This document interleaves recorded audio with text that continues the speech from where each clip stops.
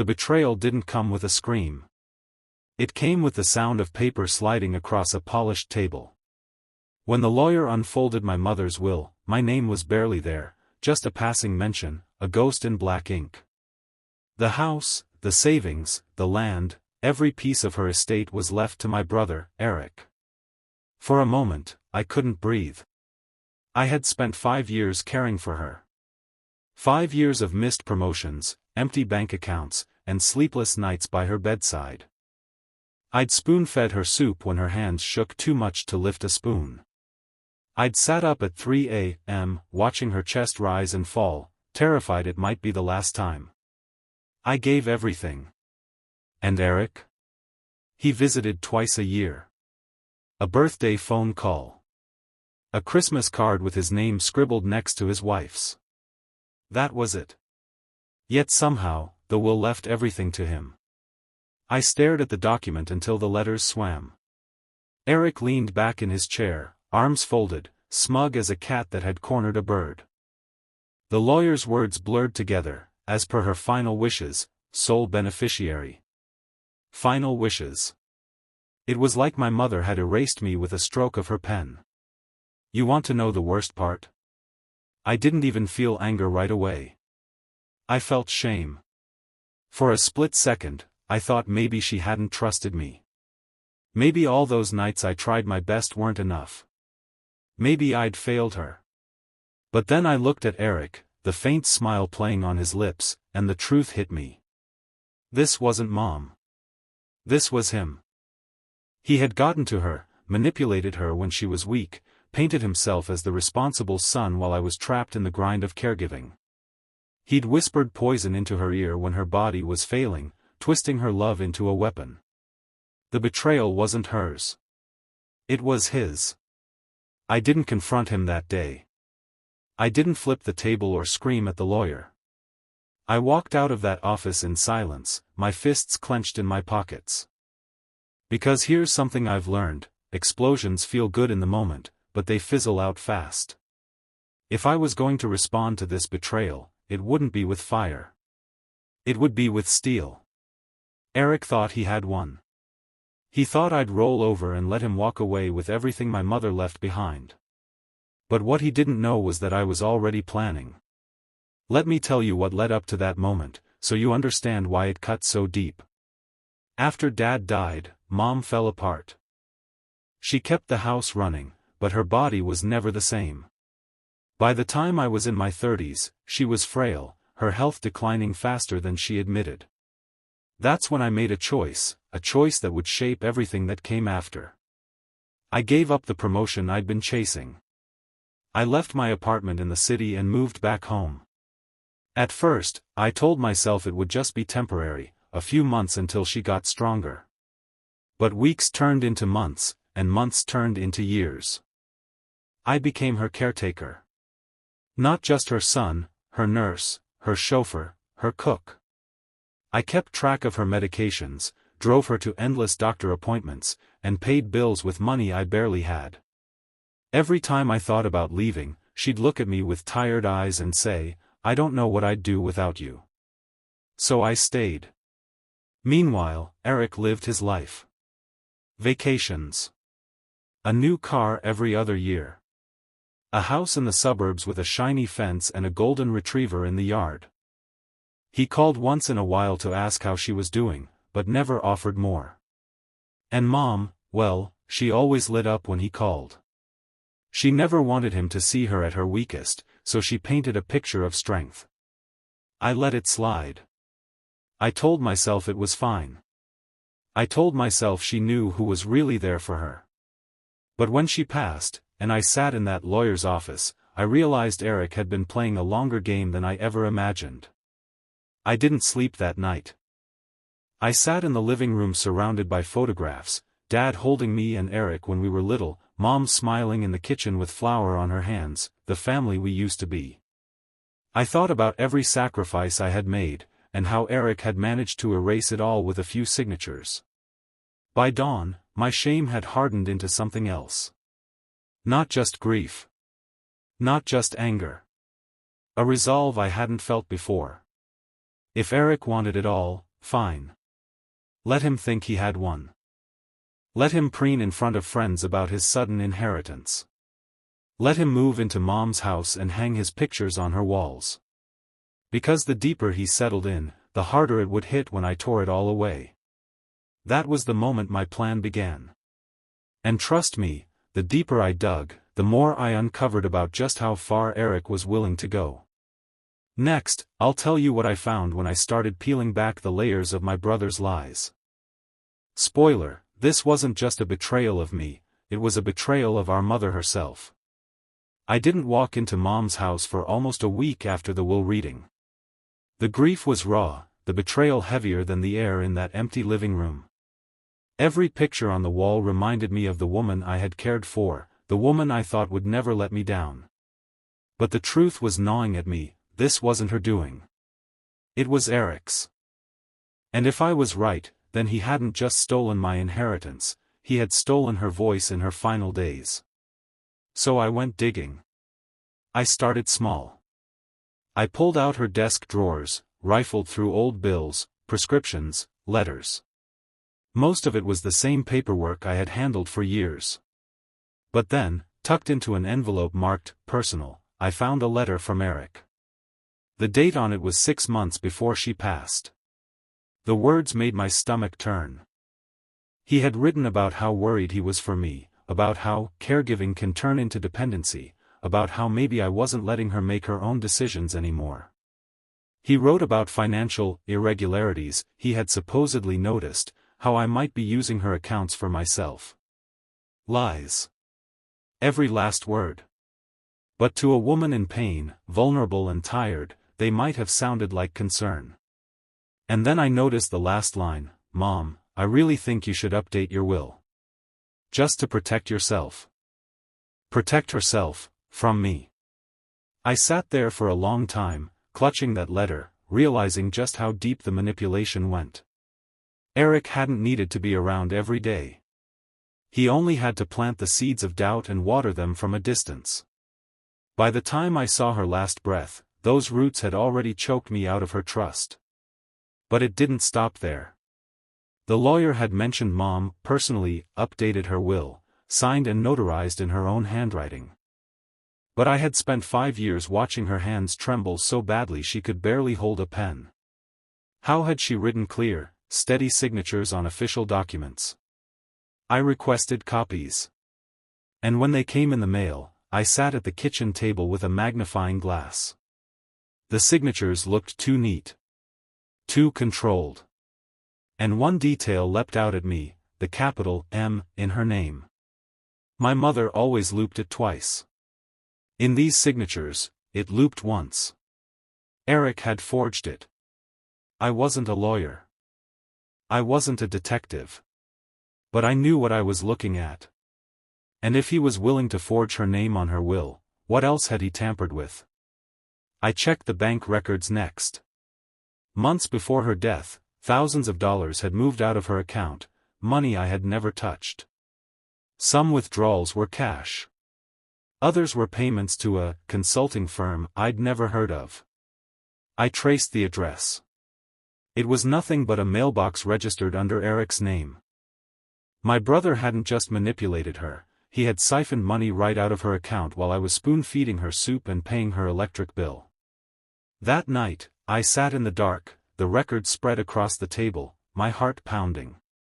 And that's when the thought first crept in, do I take this to the police? Do I fight him in court? But then I imagined Eric in his smug suit, with his smug lawyer, painting me as the bitter, broke brother who couldn't let go. I imagined years of trials, my mother's name dragged through the mud, Eric grinning as he twisted the knife deeper. No. That wasn't the way. If I was going to do this, I wasn't just going to fight back. I was going to make him choke on every dollar, every lie, every drop of poison he fed our mother. But first, I needed patience. So I played my role. I showed up to family dinners Eric hosted in Mom's old house. I nodded when relatives congratulated him on stepping up to handle her affairs. I even accepted his fake smiles across the table. All the while, I was building a case.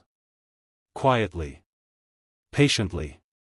I took photos of the forged signatures, collected receipts tied to his shell company, even hired a handwriting expert who agreed the signatures weren't hers. I kept everything locked in a folder only I could access. And the deeper I went, the more I realized something chilling. This wasn't just about greed.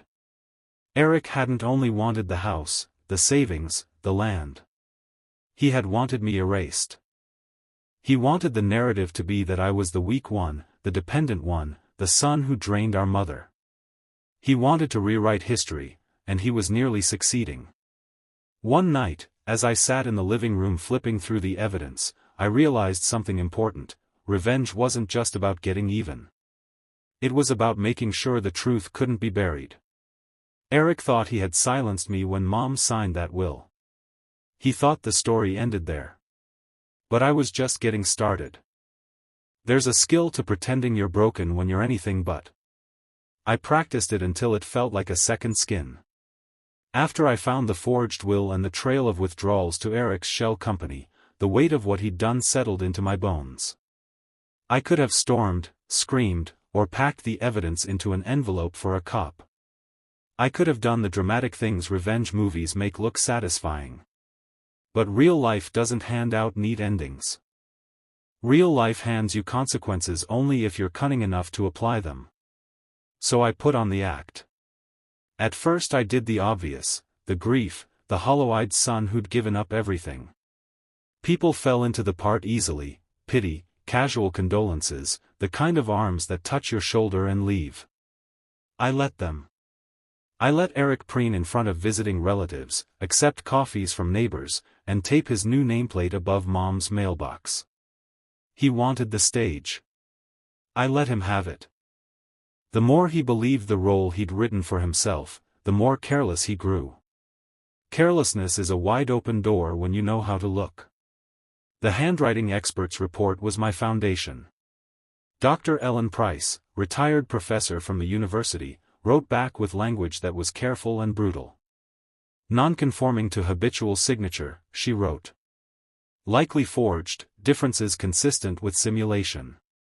It wasn't a damning headline so much as a steady weight that could sink a man's story. I kept that report in a fireproof box and made copies. Then I built outward. First, the money trail. I traced the consulting firm payments to a mailbox, then to a P.O. rental, then to a small office where an assistant signed for packages addressed to Eric.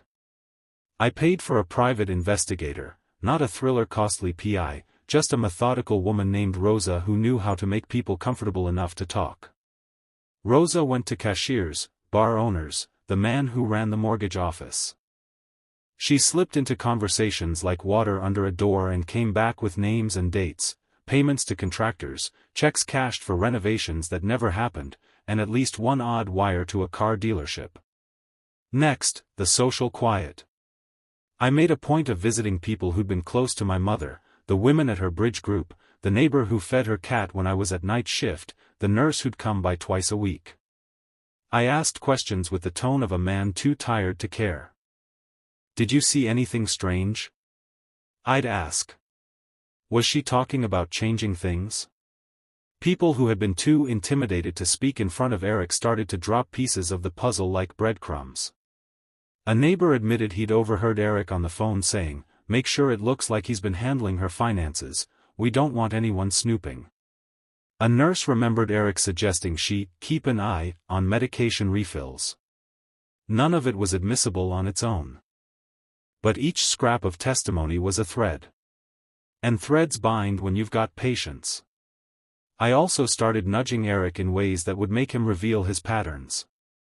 He'd brag in the wrong rooms, mention the new car loan on the porch where the feed store owner could hear, flaunt contractor invoices within my hearing. I feigned confusion and asked simple, "How are you paying for all this?" He'd laugh and say, "Oh, you know, family money." Careless, again. Those comments became text entries in my journal: date, time, who heard it, the exact words. It's surprising how often arrogant men speak like they're already invulnerable. One evening, I turned the snare a little sharper. I went to the bank under the guise of asking about my mother's unpaid mortgage. The young manager who helped me knew Eric by name. He'd called in a favor or two, and so when I mentioned the consulting firm and the envelope of small withdrawals, the manager's face tightened. I didn't waste words. If someone is forging checks or directing funds inappropriately, I assume the bank has mechanisms for alerts? He said they did. He asked if I wanted to flag the account for scrutiny. I knew stepping on a bank's toes could move mountains. Do it, I said. Quietly. Please. A flag at the bank doesn't make headlines. It makes records. And records are steel when the truth needs to be proved. Then I found Eric's weak spot: debt. Pride can hide a lot, but it can't hide unpaid invoices. Rosa found a lien that Eric had pinned to a piece of equipment and then defaulted on. The lien had gone through in Eric's name, but he'd used Mom's assets as implied collateral in a conversation at the dealership, an implication that, if proved, would complicate his ownership position. The dealership guy, it turned out, was tired of chasing payment and eager to tell his side if someone would listen. Armed with this, I made another play. I visited the county assessor's office, under the pretense of asking about property division. While there, I asked unobtrusive questions about recent filings and learned something interesting. Eric had submitted plans to rezone a parcel of the property for commercial use. He hadn't told the neighbors. He hadn't discussed it with the town council.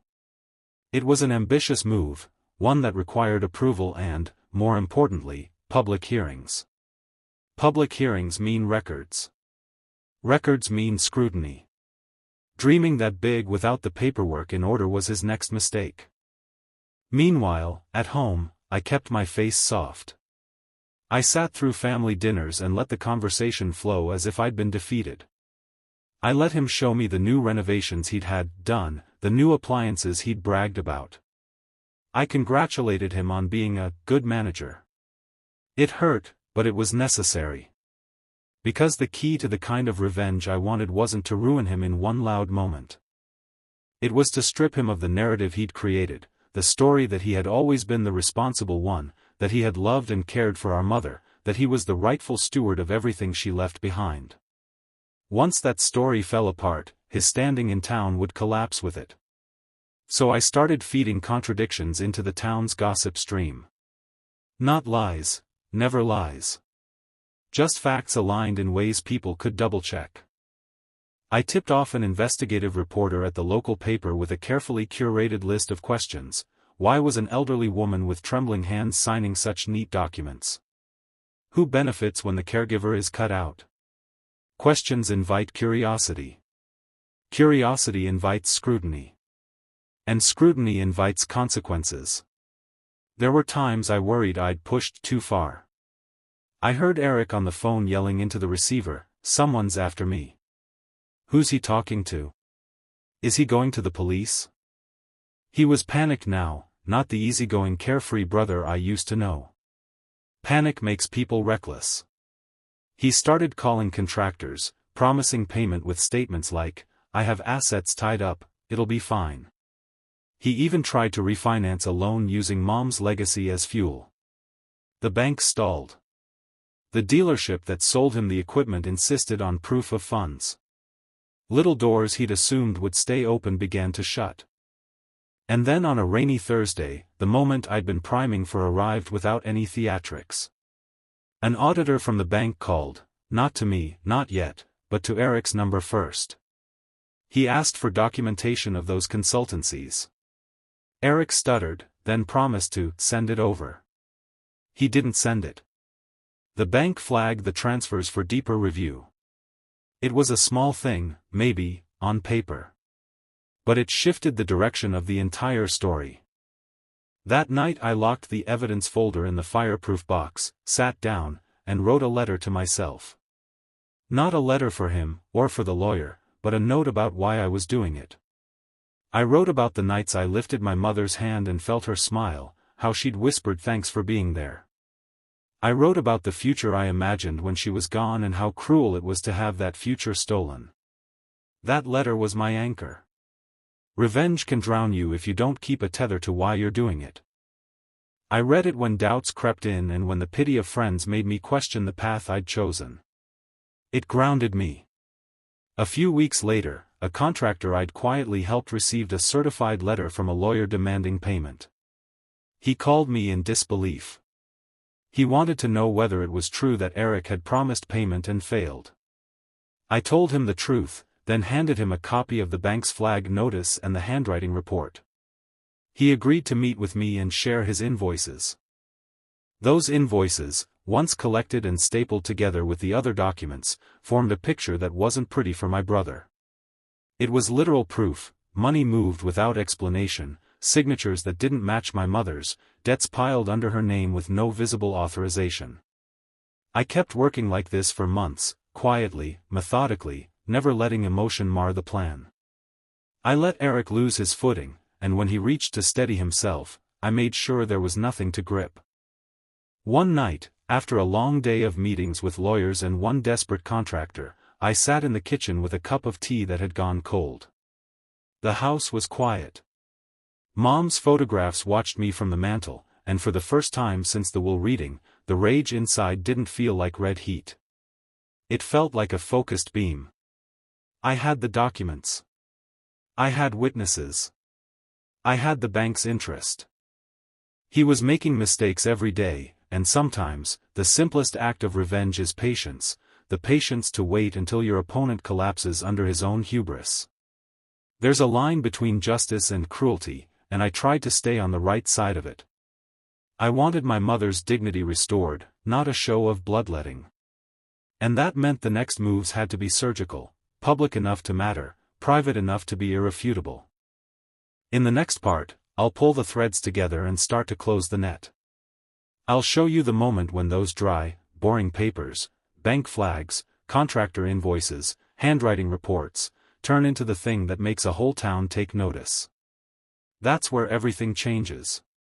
Now tell me, if you've ever waited and watched someone you love be stolen from, tell me what you did: hold back or charge forward? Drop a short answer in the comments. And if you want to follow this to the end, hit subscribe quietly. No grand promises, just more of the story as it unfolds. There's a difference between a man who wants revenge and a man who plans it. The first shouts.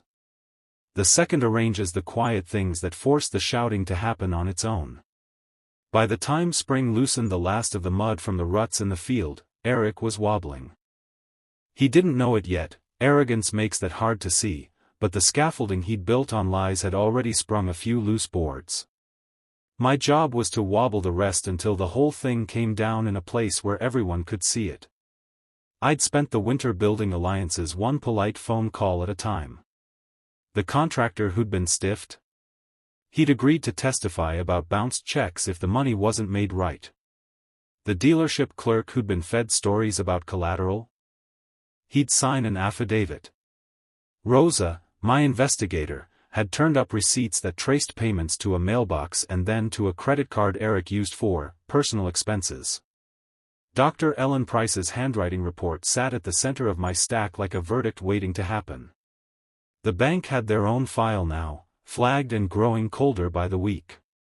But documents alone don't pull out the rope. You need places where rope matters.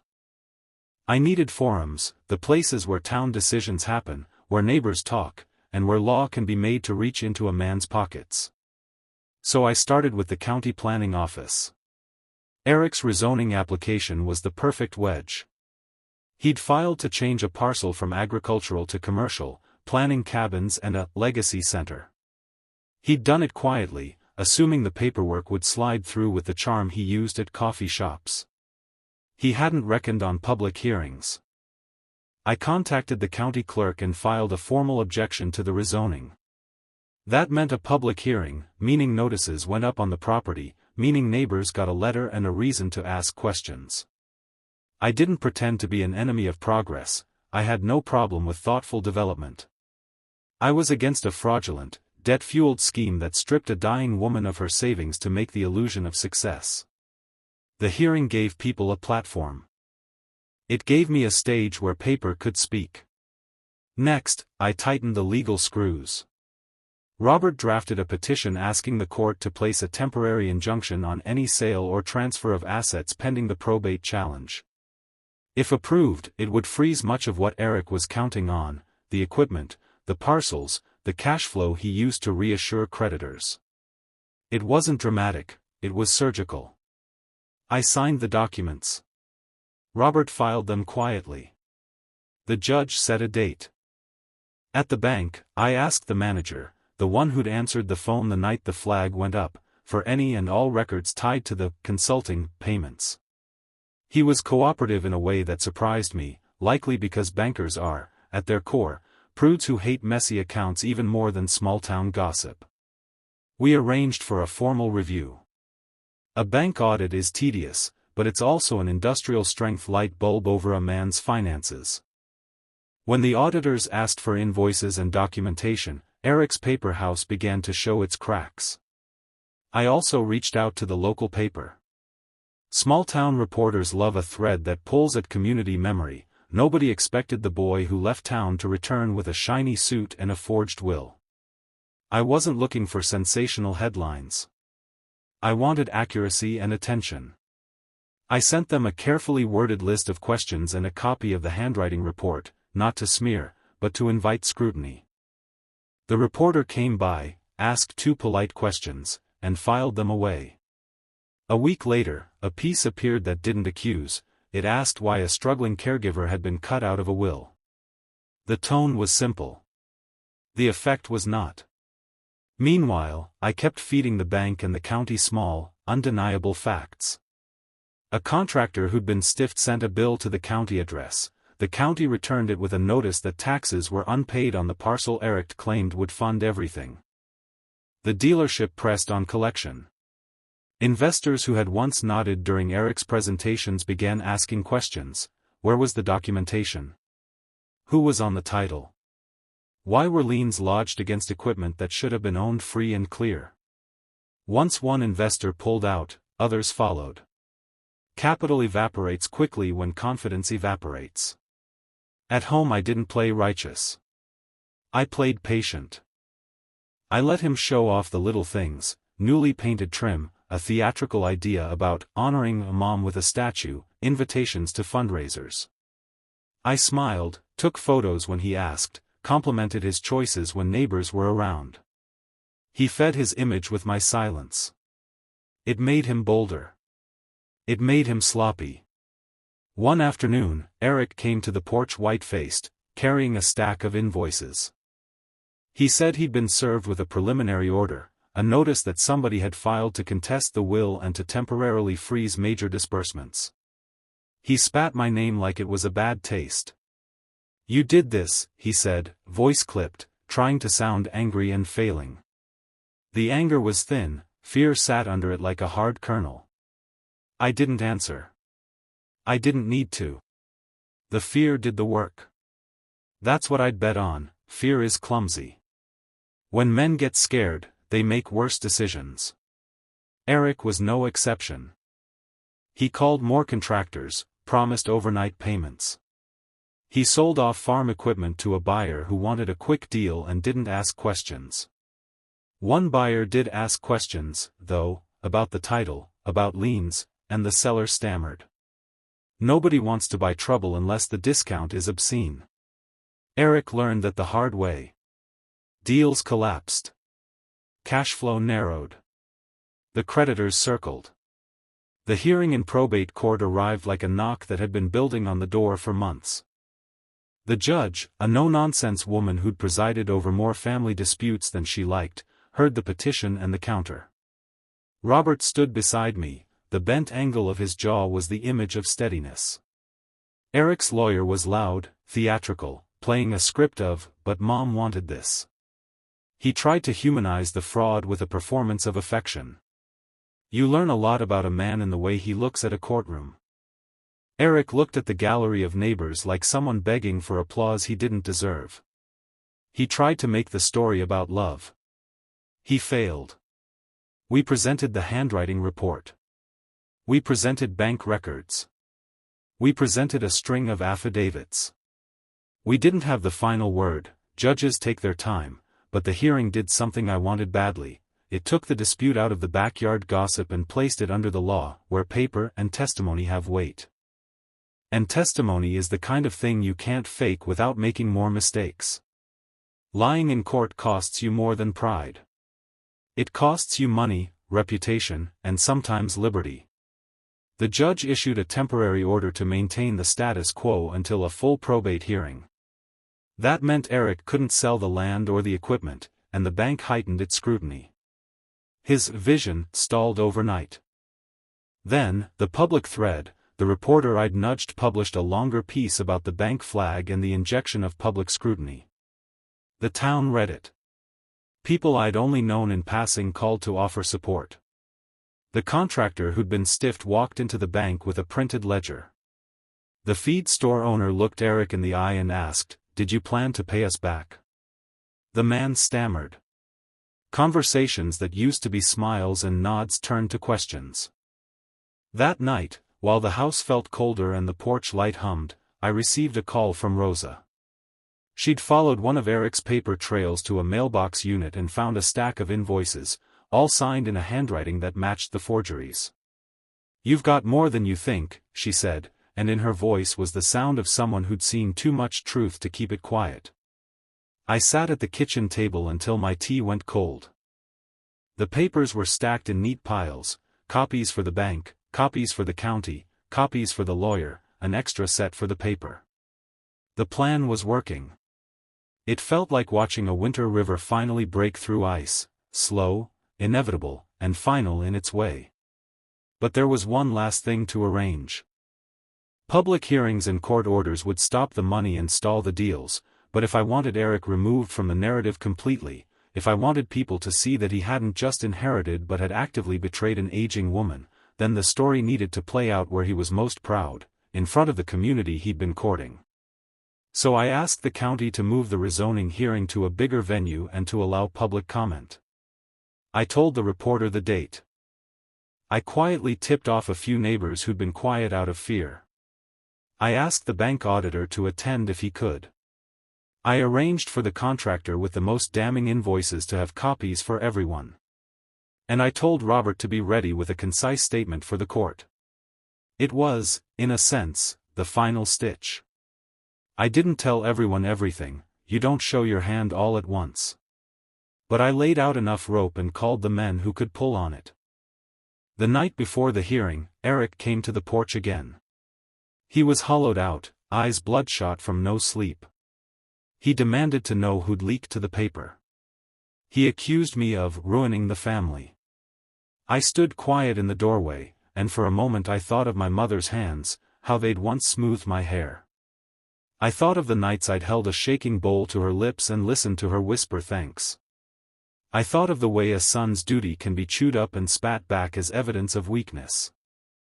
"You took her voice," I said finally. "You made her last wishes your script. And you used her money to craft your life. That's not stewardship, Eric. That's theft." He laughed like a man who had nothing left to lose. "Then prove it," he snarled. I didn't answer. I picked up the sealed envelope with the bank notice, the handwriting report, the contractor invoices, and the affidavits. I placed them in the back of my truck, like a man taking tools to the field. The next morning, the town hall smelled like dust and coffee. People filled the folding chairs, some curious, some angry, some just tired of a story that had been whispered at porches for months. The county planner read the rezoning request. Eric stood and spoke with the bravado of a man who'd rehearsed 1,000 speeches. He did not expect a ledger. When it was my turn to speak, I didn't raise my voice. I didn't call him names. I folded out the handwriting report and the bank flag. I asked simple questions. Why did Mom's account send money to a P.O. box used by this company? Why does this signature differ from a lifetime of signatures? Why did you tell contractors payment was guaranteed when it wasn't? I watched faces change. I watched neighbors who had nodded over wine sit up sharp. I watched the planner's pen still. I watched Eric go gray the way things go gray when the lights dim. The hearing did not end the case.